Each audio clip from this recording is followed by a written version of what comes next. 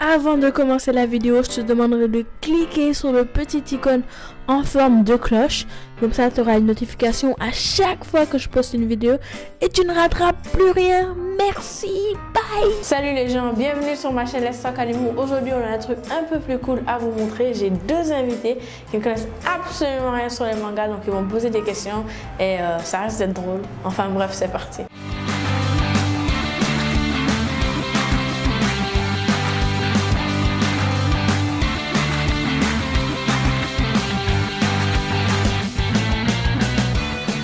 Bonjour, je m'appelle Joseph André, je travaille avec Madme Vidéo.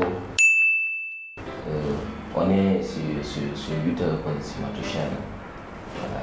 Merci beaucoup. Merci. Tu savais qu'il y a un personnage d'animé où le héros s'appelle Joseph? Ah bon? Je ne savais pas du tout. Ça s'appelle Jojo, je te montrerai après. Bonjour, moi c'est Raymond. On est là aujourd'hui pour travailler en collaboration avec Rokaya pour sa chaîne YouTube. Elle va nous enseigner sur les mangas parce qu'on n'y connaît absolument rien du tout. Allez Rokaya. Dragon Ball. Dragon Ball Z. Et GT. Super. Par conséquent, c'est l'anime le plus connu au monde, même pour les gens qui ne s'y connaissent pas, ça est Pokémon. Et en fait, quel est l'anime que tu considères que tu connais le plus? Moi, je connais Lucky Luke. Ouais, j'aimais sa façon, comment il a gagné le pistolet, il tirait, tu vois. Après, il met ça dans le truc, après, tu vois. Ouais, je connaissais, comment dirais-je, Lucky Luke. Mon ami Joe Dalton, comme je m'appelle Joe, les Tortues Ninja et consorts, tu vois. C'était mes dessins animés préférés que j'adorais, tu vois, et c'est ça quoi.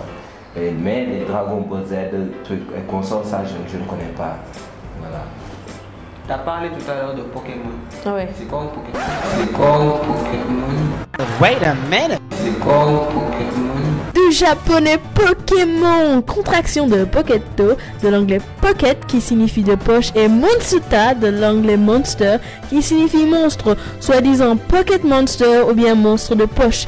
Un Pokémon est un animal imaginaire de jeux vidéo ainsi que de dessins animés dérivés de formes très diverses qui peut être attrapé et utilisé pour des combats avec d'autres créatures. C'était l'instant connaissance avec Let's Talk Anime. C'est quoi Pokémon? Je sais pas c'est quoi un Pokémon. Pour répondre à la question de Joe d'abord, Lucky Luke et Tortue Ninja, ce ne sont pas des animés parce que Lucky Luke c'est une collaboration franco-belge, donc c'est fait en Europe et un animé ça doit être fait au Japon. Donc Lucky Luke et Tortue Ninja c'est américain, donc eux deux c'est pas des animés, c'est des dessins animés, mais un animé ça doit venir du Japon. Sinon, c'est un dessin animé. Et pourquoi, je voudrais savoir, et pourquoi à la télévision, on mettait dessins animés et il y avait ces dessins animés-là. Les animés, c'est des dessins animés. C'est comme genre Wiri Wiri. C'est une série. Mais c'est une série sénégalaise. Est-ce que tu comprends? Genre, je peux mettre Scandale, Grey's Anatomy, Game of Thrones.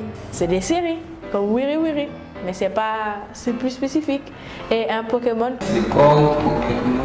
Comme tu me disais, c'est un animal qui a des pouvoirs. Et c'est genre comme et il y a plusieurs races comme les chiens et les chats. Et le but du dessin animé, c'est de tous les attraper et de devenir un maître dresseur, un truc comme ça. J'ai une question. Oui, vas-y. Pourquoi au Sénégal on a tendance à dire je regarde un Mickey, des dessins animés, au lieu de dire dessin animé, on dit Mickey. Alors il faut comprendre que Mickey, c'est quoi d'abord? Est-ce que tu peux nous expliquer? Oui, en fait, Mickey, c'est une invention de Walt Disney, le créateur de Disney, et c'est le premier dessin animé qu'il a créé. C'est aussi le premier dessin animé qui a été importé en Europe et en Afrique. Donc, le premier dessin animé que les Sénégalais n'aient jamais pu voir de leur vie, c'est Mickey. Et comme les Bic c'est une marque. Les gens, mais c'est stylo, mais les gens ils disent Bic et au lieu de dire dessin animé, ils disent Mickey. C'est un amalgame. Ok, bonne question. Ok, moi je voudrais savoir, depuis quand tu as commencé à regarder les dessins animés, comme tu dis, Dragon Ball et comme Dragon Ball, les trucs là comme ça. Depuis quand? Eh bien, comme toi, je suppose, t'avais la chaîne manga quand tu étais petit. Non, je ne savais, non, je ne l'avais pas. Il y avait une chaîne sur Canal qui s'appelle Manga, qui passait que des animés japonais des années 80 et 70 quand j'étais petite. Et comme beaucoup d'autres gens, je les ai regardés et je me suis rendu compte que c'était pas pareil que les dessins animés comme Lucky Luke et Tortue Ninja, parce que tout ça c'est fait pour les enfants, tu vois. Alors que 80 à 90% des animés c'est pas fait pour les enfants. Donc je me suis rendu compte que l'histoire c'était plus poussé là-bas, il y avait du caractère développement, il y avait c'était pas épisode par épisode, c'était une histoire qui continuait, donc ça m'a vraiment intéressée. J'ai commencé à regarder la chaîne manga de plus en plus, j'ai essayé d'en savoir plus, je suis allée sur internet pour les regarder là-bas et genre on est là aujourd'hui. Super. Super chef, let's talk anime. Let's talk anime. Les dessins animés que tu regardes, ils t'inspirent beaucoup dans la vraie vie ou bien? Oui, genre même pour la plupart de mes idées de vidéos, et même celles qui ne sont pas inspirées sur les mangas prennent toujours une petite inspiration pour les mangas. Mais comme beaucoup de films américains, je ne sais pas si tu connais Pacific Rim. Pacific Rim, oui. Oui, c'est inspiré d'un manga japonais qui s'appelle Evangelion. Inception, oui, avec Leonardo DiCaprio. C'est aussi inspiré d'un manga. Beaucoup Lucy, Ghost in the Shell qui va bientôt sortir. C'est comme les films Marvel, tu vois. Oui. C'est inspiré de comic book et il y a des tas de films américains super célèbres. Matrix, c'est inspiré d'un manga. Donc les mangas, ça m'inspire dans la vie de tous les jours. Dragon Ball, ça te dit que c'est la persévérance, tu vois. La persévérance? Ouais, genre ma chaîne, ça fait genre 6 mois que j'ai commencé. Si je me disais, ah ça marche pas, j'abandonne, on serait pas assis là aujourd'hui. Oui. Ouais. Naruto, ça parle d'un gars qui est orphelin, qui a rien. Et tout le monde dit qu'il fera jamais rien de sa vie. Mais il a dit que c'est pas toi qui fais le destin, c'est toi qui te lèves chaque jour et qui te bats pour ce que tu veux. Parce qu'il parle dans Naruto, il y a beaucoup de codes subliminaux là-dedans. Est-ce que tu peux nous expliquer? De codes subliminaux? Si, des trucs. En fait, je pense que Naruto c'est inspiré du bouddhisme et tout ça. Et donc peut-être c'est des codes subliminaux pour eux, pour nous, mais pour eux c'est juste rigolo. Genre dans Evangelion, à chaque fois, les méchants c'est des anges.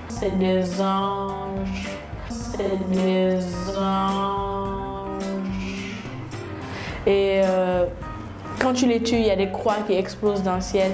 Et tu croirais que c'est des messages codés chrétiens, mais le créateur, il n'est même pas chrétien. Il s'est juste dit, ah, ce sera cool si je mets des croix quand les monstres explosent. Okay.